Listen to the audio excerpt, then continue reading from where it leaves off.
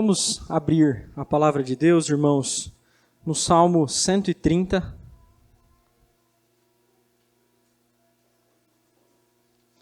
Salmo 130.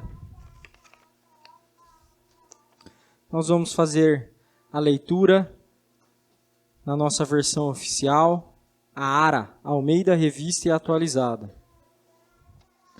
Salmo 130. Diz assim a palavra do Senhor. Cântico de romagem. Das profundezas clamo a ti, Senhor. Escuta, Senhor, a minha voz. Estejam alertas os teus ouvidos às minhas súplicas. Se observares, Senhor, iniquidades, quem, Senhor, subsistirá? Contigo, porém, está o perdão, para que te temam. Aguardo o Senhor, a minha alma o aguarda. Eu espero na sua palavra. A minha alma anseia pelo Senhor, mais do que os guardas pelo romper da manhã. Mais do que os guardas pelo romper da manhã. Espere Israel no Senhor, pois no Senhor há misericórdia, nele copiosa redenção. É ele quem redime a Israel de todas as suas iniquidades. Até aqui a palavra do Senhor. Vamos orar mais uma vez, meus irmãos. Ó Senhor, que a Tua palavra fale conosco, Senhor. Que o Senhor cause em nós, pela ação do Teu Espírito, o efeito esperado ao ouvirmos a Tua palavra. Ajuda-nos a crescermos em confiança. Ó Deus, guarda o nosso coração e forja em nós a imagem de Cristo, o nosso Redentor. Que o Teu bom nome, ó Senhor, seja exaltado no nosso meio e que a Tua palavra encontre morada em nossos corações.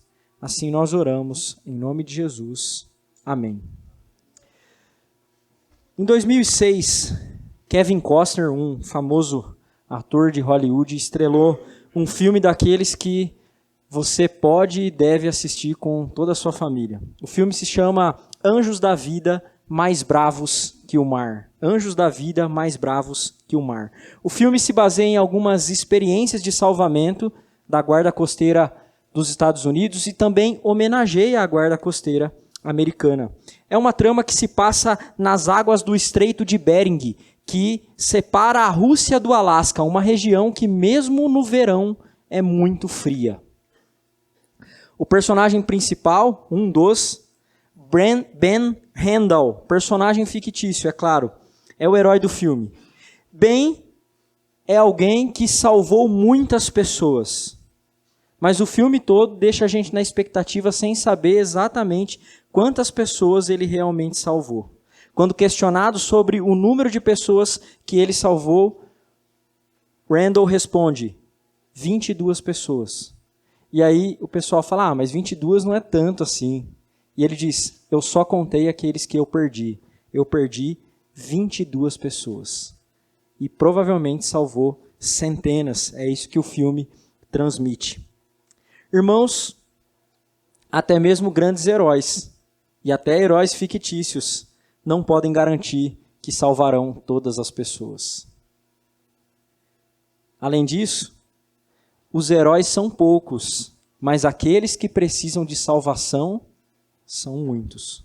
O Salmo 130, por exemplo, é um salmo escrito por alguém que precisa ser salvo.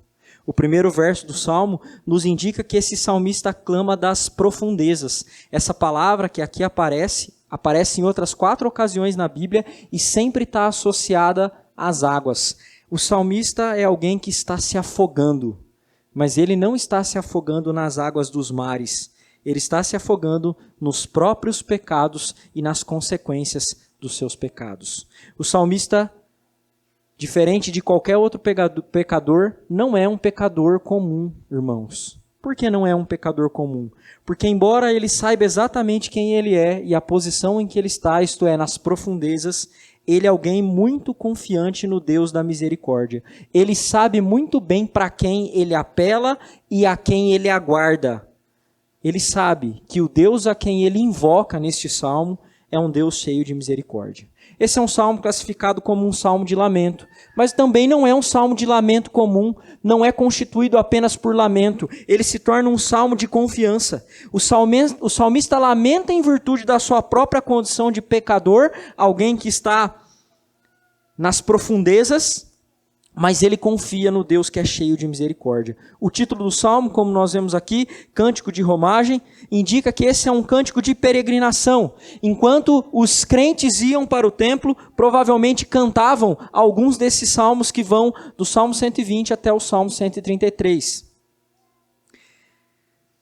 E é muito bom lembrar, irmãos, que esse é um salmo muito apropriado para quem está indo com o culto, para quem está indo ao culto. É um salmo que reconhece quem nós somos e invoca a Deus por quem Ele é. Ele é um Deus cheio de misericórdia. Essas pessoas que cantavam este salmo, Salmo 130, sabiam o lugar delas. Sabiam que elas estavam na profundidade, mas também conheciam o Deus que é cheio de misericórdia e que não as abandonaria. Esse salmo nos encoraja há duas ações em relação a Deus quando nós nos vemos angustiados pelos nossos pecados e aflitos pelas consequências desses pecados. A primeira delas, nos versos de 1 a 4, é: porque Deus é cheio de misericórdia, podemos apelar a Ele confiantemente. Essa é a primeira lição. Porque Deus é cheio de misericórdia, podemos apelar a Ele confiantemente. Nos versos 1 e 2, o salmista reconhece a sua condição e então suplica ao Senhor que o Senhor dê ouvidos à sua voz. O salmo não nos informa, irmãos, exatamente o que o salmista estava vivendo, mas a linguagem do salmo nos leva para uma única conclusão. O salmista estava angustiado e aflito por causa dos seus pecados e das consequências deles. O salmista se vê afogando, por isso ele diz que clama das profundezas. Mas ele não está afogando em águas, mas nas aflições do seu próprio coração, causadas pelo pecado ou pelos pecados que ele cometeu ou cometia. Mas esse salmista sabe a quem recorrer. Ele reconhece a sua condição de pecador e ele sabe que ele não merece ser ouvido por Deus, mas ele confia profundamente que pode apelar a Deus, e então suplica que o Senhor o escute. É isso que ele diz nesses primeiros 2 versos. Veja bem, meus irmãos, o salmista não clamaria ao Senhor sendo um pecador se ele não soubesse que Deus é cheio de misericórdia e estivesse pronto para nos atender. O Salmo 103, um outro salmo relativamente próximo do 130, diz: pois quanto o céu se alteia acima da terra, assim é grande a sua misericórdia para com os que o temem. Deus é cheio de misericórdia e está pronto para perdoar e ouvir aqueles que o buscam em contrição. Lembremos, por exemplo, dos evangelhos. O cego Bartimeu clamava: Jesus, filho de Davi, tem compaixão, uma outra palavra para misericórdia, de mim. Ele clamou e não foi rejeitado pelo Senhor. Deus não rejeita nenhum daqueles que se achegam a Ele, irmãos. A compaixão de Jesus aos pecadores é a prova de que Deus não rejeita pecadores. Richard Sibbes, um pastor puritano, disse: há mais misericórdia em Cristo do que pecado em nós. E os evangelhos mostram várias vezes quão rica é a compaixão de Jesus Cristo, quão rica é a compaixão que Jesus expressa ser a compaixão e a misericórdia de Deus. Cristo, mesmo agora estando em seu estado glorioso, tem um coração amoroso e gentil, pronto para ouvir pecadores suplicando por perdão. O autor aos Hebreus escreve no capítulo 4, verso 16: acheguemo-nos, portanto, confiadamente junto ao trono da graça, a fim de recebermos misericórdia e acharmos graça para socorro em ocasião oportuna. Nós podemos buscar a Deus, Ele está pronto para nos tratar com misericórdia, meus irmãos. Nós podemos apresentar a Ele os nossos pecados e Ele nos tratará com misericórdia, porque Ele é um Deus cheio de misericórdia. Mas é curioso que os homens de hoje não suplicam mais por misericórdia. O mundo em que nós vivemos está cheio de homens que estão na profundidade de suas angústias e aflições. Homens que não sabem que eles sofrem aflições e angústias profundas, porque estão entregues às próprias paixões dos seus corações. Estão entregues às idolatrias e aos pecados do seu coração. Eles rejeitam a Deus e tentam salvar a si mesmos, mas não se aproximam de Deus em contrição, clamando pela misericórdia de Deus. Tais homens e mulheres deveriam saber e serem conscientizados de que o pecado causa uma reação, e essa reação é que as nossas iniquidades e as deles os afastam do Deus vivo. Diferente do salmista, irmãos, a maioria das pessoas não se dá conta de que o grande problema delas são os seus próprios pecados. Elas se afastam do Senhor pelos seus próprios pecados. Elas não recebem misericórdia porque elas não suplicam ao Senhor. Elas não clamam a Ele. Na verdade, elas não querem a misericórdia de Deus, embora queiram as suas bênçãos, como o povo de Israel. Essas pessoas deveriam olhar para a cruz de Cristo, irmãos. Porque a cruz de Cristo é um símbolo de que os nossos pecados precisam ser punidos, mas também é um símbolo de que no sacrifício de Cristo, Deus mostrou quão maravilhoso e misericordioso Ele é, dando a Cristo aquilo que era devido a nós, para nos dar aquilo que era devido a Cristo. Isso é misericórdia. Mas quem pode perceber a grandeza dessa misericórdia antes de perceber que é um ofensor digno de morte? Quem pode perceber a beleza, a magnitude, a grandeza da misericórdia sem perceber que é um pecador digno de morte? Ninguém. Por isso, esse salmista é alguém que suplica confiando em Deus, porque reconhece que é um pecador digno de morte, mas sabe também que Deus é um Deus cheio de misericórdia. Veja, além de saber da sua própria condição, nos versos 3 e 4, o salmista sabe para quem ele está apelando. Ele está apelando para o Senhor que é cheio de misericórdia. Ele demonstra que conhece o Deus em quem ele confia e a quem ele busca. No verso 3 o salmista diz: se observares, Senhor, iniquidades, quem, Senhor, subsistirá? Ele quer dizer, irmãos, que se o Senhor medir o coração dos homens, sejam eles quem forem, ninguém escapará. Ninguém poderá ser achado justo aos olhos do Deus Santo. Ninguém poderá. A resposta a essa pergunta do salmista no verso 3 é óbvia. Nenhum homem permanece diante do olhar santo de Deus. Ninguém se salva. Talvez você pergunte, se é assim então, pastor, por que os homens ainda sobrevivem diante dele? E isso é respondido no verso 4. Contigo, porém, está o perdão para que te temam. Contigo, porém, está o perdão para que te temam. O salmista conhece a Deus e sabe que Deus é compassivo. Ele se lembra das suas misericórdias e das suas bondades que são desde a eternidade, diz o salmista no Salmo 25. Mas perceba, irmãos, o salmista diz que o perdão do Senhor provoca o temor. É isso que ele diz aí no verso 4. Não leniência, não lentidão para tratar o pecado e buscar santidade. Provoca temor, não negligência, com respeito à vontade e à lei do Senhor. O perdão que vem do Senhor também vem acompanhado do temor do Senhor. O verdadeiro perdão, irmãos, não é um sentimento imaginário de que Deus tolera os nossos pecados.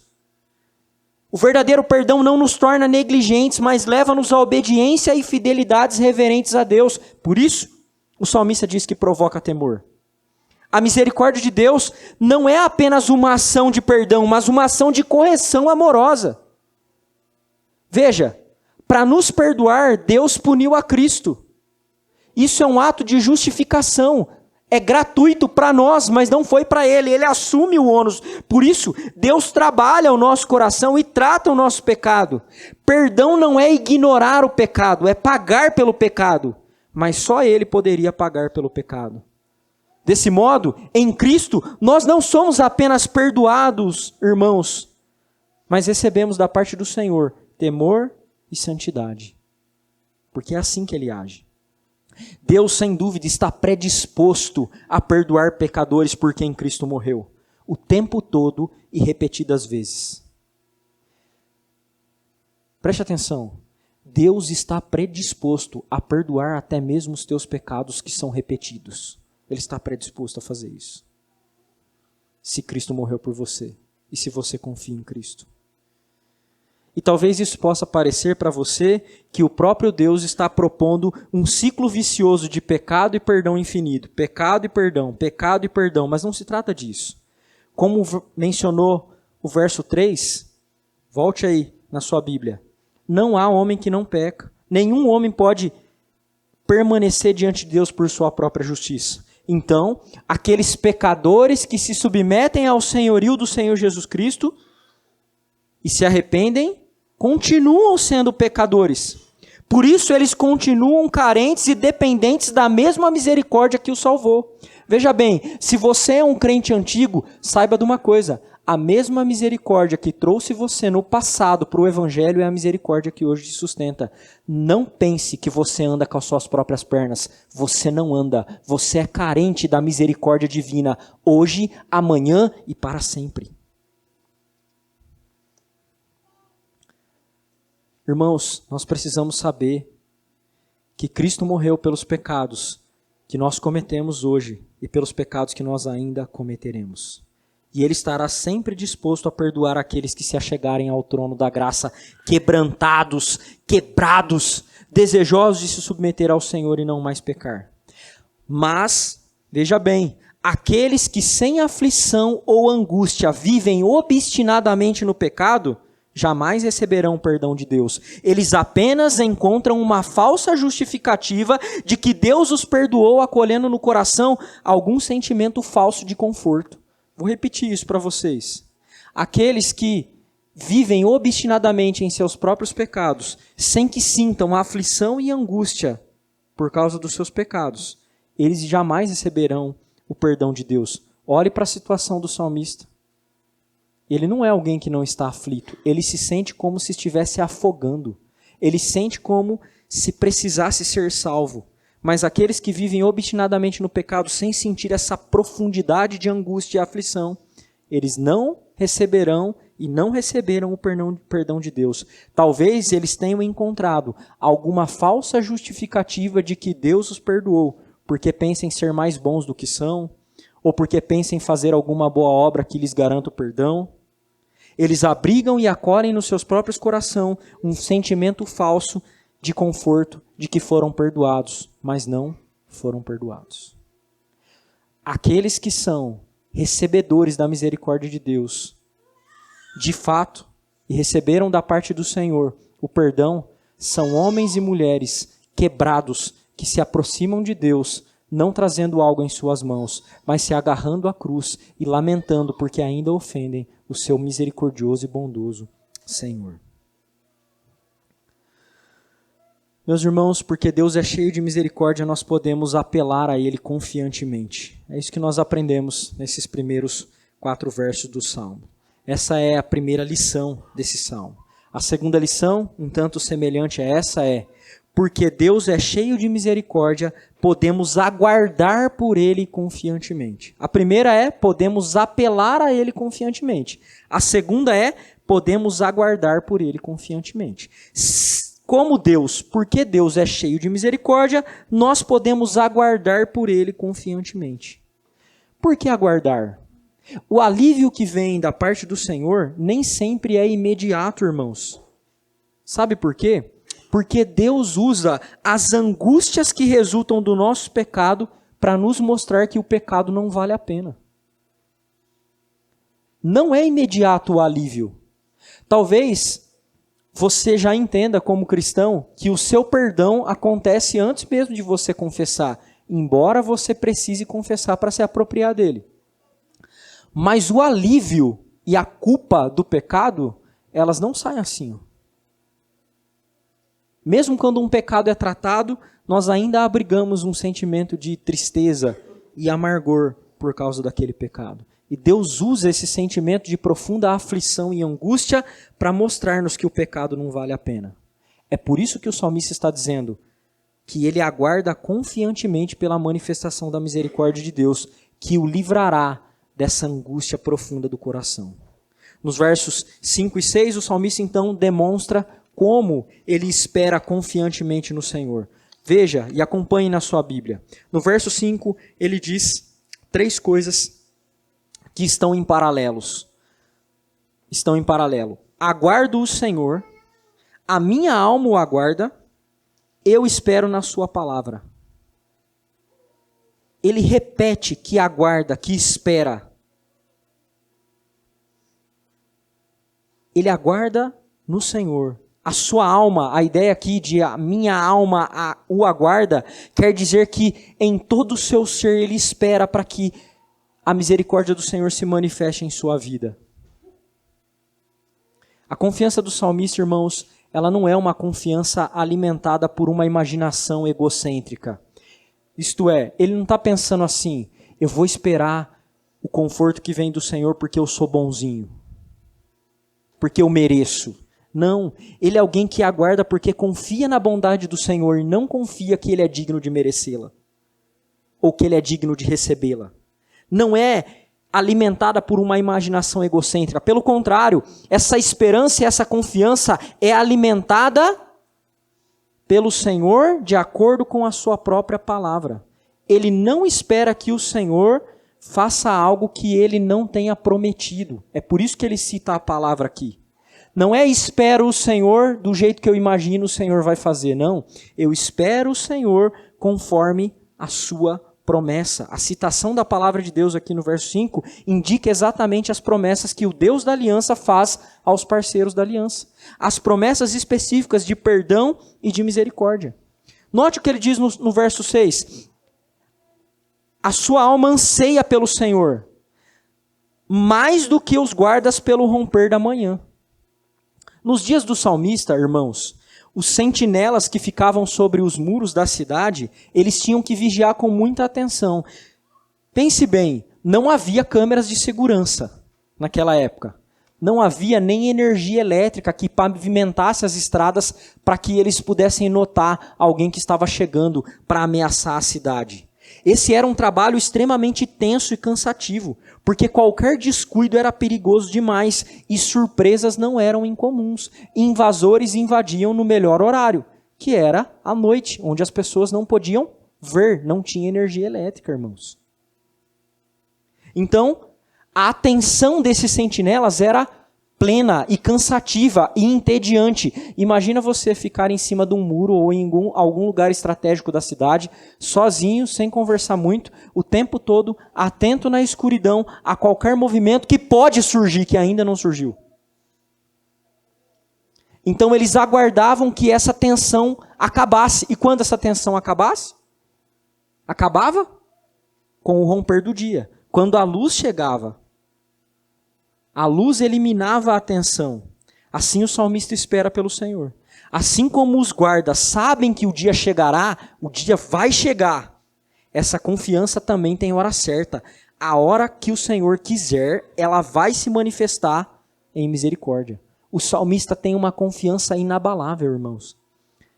E lembre-se, ele é um pecador, mas ele sabe que o Senhor é a única saída. Ele confia que o Senhor é quem tratará-o com misericórdia, quem o tratará com misericórdia. Ele sabe que o Senhor virá e o Senhor não o abandonará. Por quê? Por causa da palavra de Deus. Porque a palavra de Deus é eficaz. Porque Deus prometeu e não volta atrás das suas promessas. Veja uma implicação disso. Na ausência do alívio que vem do Senhor, o salmista não sai à procura de algum tipo de alívio para a dor do seu pecado. Ele espera. Esperar é diferente de procurar para si mesmo alívio. Ele aguarda que o Senhor manifeste a sua misericórdia. Ele confia nas promessas do Senhor. Ele não tenta salvar-se a si mesmo. Ele sabe que isso não é possível.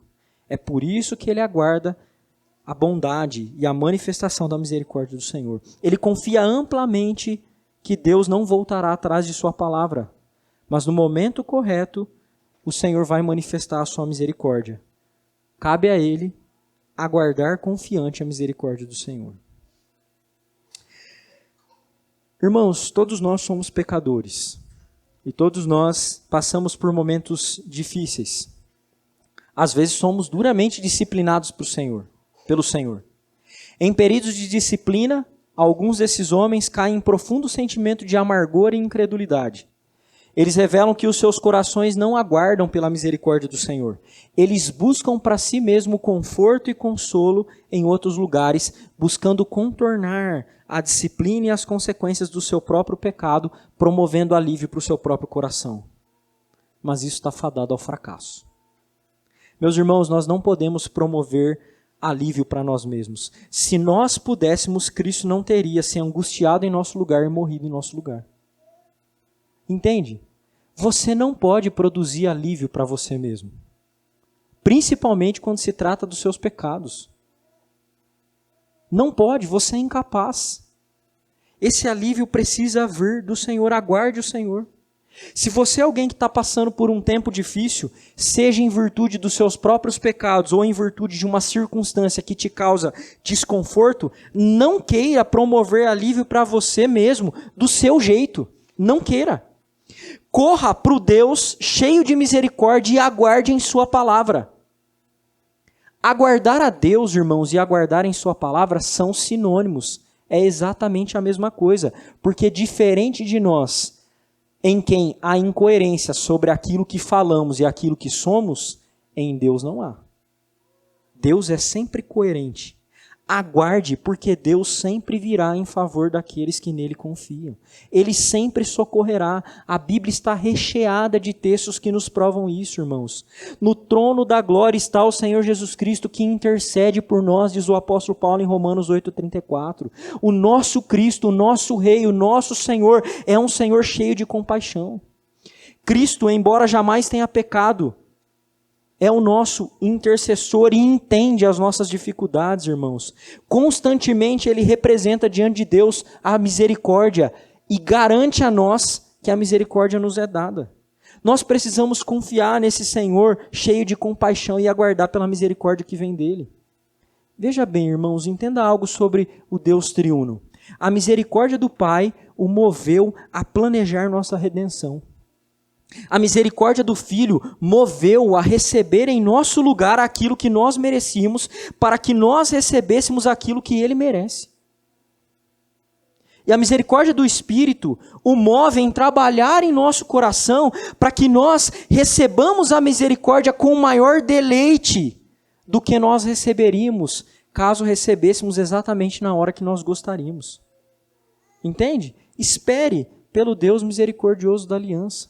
Vou repetir essa informação sobre o nosso Deus, que é triuno e maravilhoso, irmãos. A misericórdia do Pai o moveu a planejar nossa redenção. A misericórdia do Filho o moveu a receber em nosso lugar aquilo que nós merecíamos, para que nós recebêssemos aquilo que Ele merece. A misericórdia do Espírito o move a trabalhar em nosso coração, para que nós recebamos a misericórdia com maior deleite e valor. Porque se nós recebêssemos o alívio e a misericórdia no tempo em que nós gostaríamos de receber, talvez a gente não ia dar tanto valor e nos deleitarmos tanto nela assim. Espere pelo alívio que vem do Senhor. Não busque alívio pela sua própria justiça, pelos seus próprios pensamentos. Confie, se entregue à palavra de Deus, porque o teu Deus é um Deus cheio de misericórdia. Nos versos 7 a 8... o salmista, então, deixa de falar com Deus e agora ele fala com o povo de Deus. Porque as promessas das quais ele é herdeiro, o povo de Deus também é, irmãos. Nenhum crente deve se esconder de Deus, mas deve correr para Ele, porque Ele é cheio de misericórdia. A redenção do Senhor é abundante, diz o salmista no verso 7. E no verso 8, ele diz, o Senhor é quem redime Israel de todas as suas iniquidades. O salmista confia tanto na misericórdia do Senhor, que ele não apenas espera por ela, mas ele também encoraja o povo de Deus a esperar por ela. E olhe como isso é natural. Se você é alguém que conhece a compaixão de Cristo, você não poderá evitar de proclamar aos outros e de encorajar os outros que eles também esperem por sua compaixão. Irmãos, Cristo é aquele que não esmaga a cana quebrada e nem apaga o pavio que fumega. É isso que diz o profeta Isaías e é isso que o evangelista Mateus replica. Cristo é aquele que tem compaixão dos pecadores. Ele pregou as boas novas aos quebrantados de coração e proclamou libertação aos cativos. Cristo é aquele, irmãos, que perdoou o bandido na cruz. Um homem que teve uma vida toda de pecado, mas recebeu da parte do Cristo uma promessa: ainda hoje estarás comigo no paraíso. Esse é o Cristo, o nosso Cristo cheio de compaixão. O nosso Cristo, irmãos, é o Cristo que enquanto estava ensanguentado na cruz, despido, inteiro nu, com uma coroa de espinhos sobre a cabeça, orou e disse: Pai, perdoa-os, porque eles não sabem o que fazem, orando pelos seus algozes, orando por aqueles que estavam o matando. É por isso que o Richard Sibbes disse: há mais misericórdia em Cristo do que pecado em nós. Portanto, meus irmãos, encorajem seus irmãos que estão duvidosos sobre a grandeza da misericórdia de Deus. Diga-lhes que Deus é cheio de misericórdia. Eles não precisam e nem podem prover para si mesmos os confortos e as bênçãos do alívio e perdão que vem do Senhor. Insista com os seus irmãos, como o salmista insiste com o povo de Israel, que eles aguardem pelo Deus Trino cheio de misericórdia, porque Ele jamais recusará aqueles que forem até Ele, clamando por perdão. Não vai. Sem dúvida, irmãos, a Escritura também nos diz que a misericórdia e o perdão pertencem ao Senhor, lá em Daniel 9:9. Ele dá misericórdia a quem quer e não dá a quem não quer. É assim o nosso Deus. Mas a Escritura também afirma que Ele não rejeitará nenhuma pessoa que realmente quebrantada for a Ele. João 6,37 diz: o que vem a mim, de modo nenhum o lançarei fora. O que vem a mim, de modo nenhum o lançarei fora. Essa é uma promessa. Deus é um Deus cheio de misericórdia. Ele não negará a misericórdia a nenhum daqueles que apelarem por Ele com fé e aguardarem por Ele com fé. Mas por que muitas pessoas não recebem a misericórdia, irmãos? Porque também elas não querem ser perdoadas. Elas não querem a misericórdia de Deus. Elas não querem ser salvas. Elas querem apenas salvar a si mesmas. Lembrem, eu comecei o sermão contando um pouquinho do enredo do filme Anjos da Vida. O personagem Ben Randall, que é o herói do filme, que é, sem dúvida, o personagem mais intrigante do longa-metragem, ele salvou inúmeras pessoas e perdeu apenas 22 pessoas. Tem uma parte do filme que eu acho muito legal e posso até mandar para vocês depois o trecho no WhatsApp da nossa igreja. Essa parte é muito legal.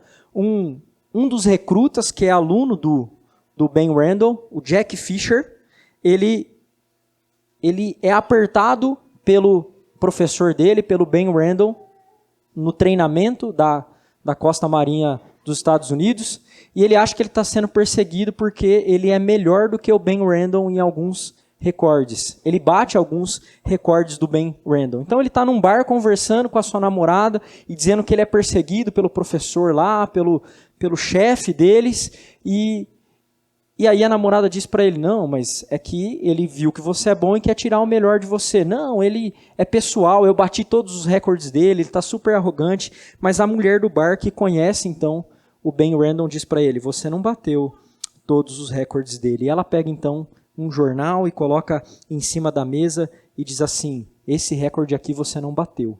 E o recorde era o seguinte: o Ben foi chamado para uma emergência, e nessa emergência muitas pessoas estavam se afogando, ele salvou quase todas, e um último homem que estava se afogando, ele conseguiu mergulhar junto com o barco afundando e tirar aquele homem de lá.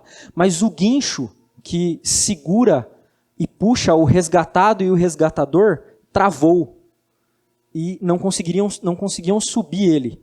E o homem gritava muito para ele. Então ele olha no olho do homem, ela contando a história, ele olha no olho do homem e diz: eu não vou soltar você. E por 20 minutos, até que eles cheguem até a base, aquele homem, um homem segurando um outro homem adulto, irmãos, pelo braço. Ele não larga o homem. O que aconteceu? Ele deslocou o ombro, rompeu todos os tendões da mão mas ele não soltou o homem. Ben Handel é um herói típico, não é? Mas ele é um herói fictício. Mas a gente fica mais impressionado com coisas assim do que pensar direito naquele Deus que não é fictício. Irmãos, em Cristo Deus se fez homem e o seu corpo foi totalmente machucado para que o nosso não fosse. Ele sangrou. E sabe de uma coisa? Ele não nos abandonou. Não teve em nenhum minuto na cruz do Calvário que ele quis voltar atrás. O corpo dele podia ser esmagado na cruz, mas ele não voltaria. Ele vai nos levar salvos até o fim. A sua alma e o seu corpo foram partidos pelo meio, mas ele não largou a mão. Ele não soltou e ele continua olhando para crentes, para aqueles que nele confiam e dizendo: eu não vou soltar você. Sabe de uma coisa? O Ben Randall perdeu 22 pessoas nesse belo filme de ficção. Mas Deus não vai perder ninguém, irmãos, porque Ele é o herói perfeito. Ele salvará todos aqueles que Ele desejar salvar. E Ele não deixará aqueles que já foram salvos sozinhos, abandonados em seus próprios pecados. Sabe por quê? Porque Ele é o Deus cheio de misericórdia. Vamos orar. Ó Senhor, nós te bendizemos, nós te louvamos pela tua grande misericórdia. Ó Deus, quebranta o nosso coração para que andemos fiéis, Senhor. Em resposta à tua misericórdia, que temamos o Senhor, que não nos tornemos lenientes e negligentes. Antes, Senhor, que essa confiança de que o Senhor é misericordioso nos estimule a te amar mais, a te agradar mais, a te servir mais. O Senhor não é um Deus que põe medo nos teus servos para que eles vivam de acordo com a tua vontade. O Senhor é o Deus que mostra o amor, mesmo sendo o Todo-Poderoso. O Senhor é o Deus que mostra a tua compaixão. Louvado seja o Senhor por isso, Senhor. Nós te agradecemos, nós te honramos, porque o Senhor é Deus cheio de misericórdia. Porque nós temos um forte Redentor. Te louvamos, ó Deus triuno, por profunda graça dispensada a nós. Ó Deus, nada fizemos para receber da tua parte misericórdia.